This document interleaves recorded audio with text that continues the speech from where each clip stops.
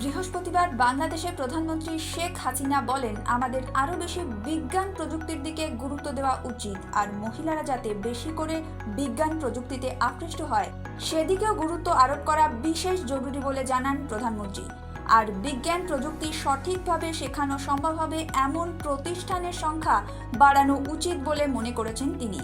New ইয়র্কের United Nations হেডকোয়ার্টার্সে women and girls in science অ্যাসেম্বলিতে প্রধানমন্ত্রীর একটি ভিডিও চালানো হয়।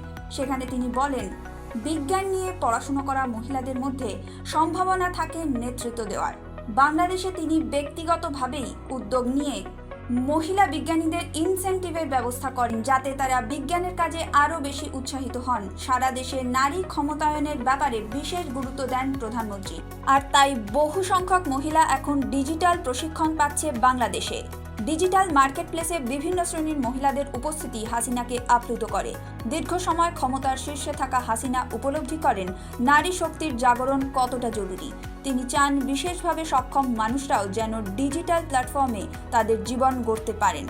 ইউনাইটেড নেশনের মতে বিজ্ঞান প্রযুক্তি জগতে এখনও রয়েছে লিঙ্গ বৈষম্য, তাকেই দূর করতে উদ্যোগী প্রধানমন্ত্রী হাসিনা। সিনজিনী সরকারের report, Indo Bangla Times business.